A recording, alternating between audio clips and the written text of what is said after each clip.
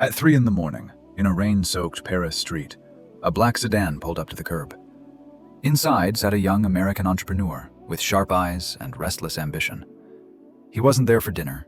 He wasn't there for a meeting. He was there to start a revolution. And within a few years, that revolution would reshape how the world moves.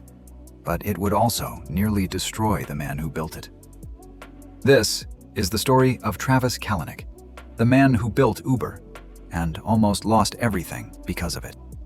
Before Uber was a household name, before it became a verb, before it became controversial, it was just an idea born out of frustration. Travis Kalanick grew up in Los Angeles, the son of an engineer. He was brilliant, stubborn, competitive. The kind of person who didn't just want to win, he wanted to dominate. He dropped out of UCLA to chase startups. His first company collapsed. His second, Red Swoosh, survived the dot-com crash and sold for millions. Overnight, Travis became rich. But money wasn't what drove him. Power did. He became obsessed with one simple question: why is getting a ride so hard? In 2008, after a conference in Paris, Travis and his friend Garrett Camp stood in the cold trying to hail a taxi. None stopped. The rain kept falling, the city kept moving, and the frustration kept growing. That night, an idea was born. What if your phone could summon a car? No dispatchers, no waiting, no cash. Just tap a button and a driver appears. It sounded impossible, but Travis Kalanick loved impossible. Uber launched quietly in San Francisco in 2010. At first, it was luxury only. Black cars, professional drivers, clean interiors, water bottles. The feeling of being important. Silicon Valley elites loved it. Investors poured in, and Travis watched his creation spread like wildfire.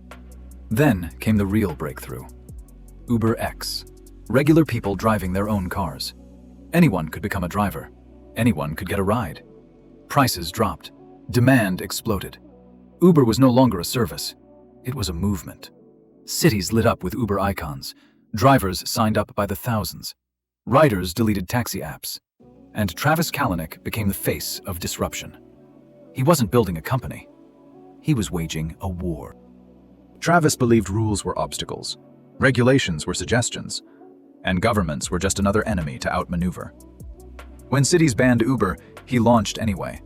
When authorities seized cars, he paid the fines. When regulators protested, he smiled. Internally, Uber adopted a motto: always be hustlin'. It wasn't just about growth, it was about domination. Competitors were crushed.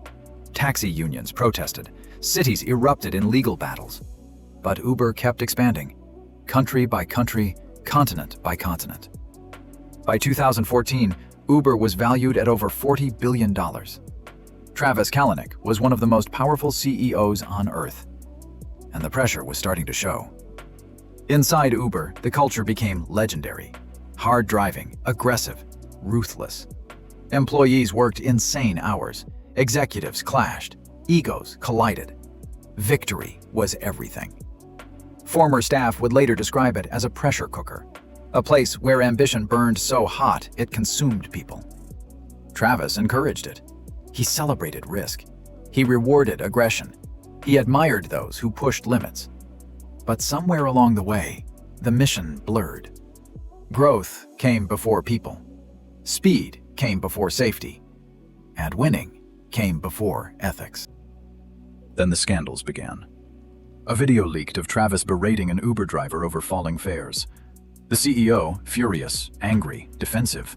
The world watched him lose control. A former employee published a blog post describing sexual harassment inside Uber. HR ignoring complaints. Managers protected. Victims silenced. Government investigations followed. Lawsuits piled up. Executives resigned. And the media started asking the question no one had dared to before. Was Uber toxic from the top down? Travis tried to fight it. He apologized. He promised change. He hired consultants. But the damage was spreading faster than he could contain it. Then came the moment that broke him. In 2017, Travis's mother was killed in a boating accident.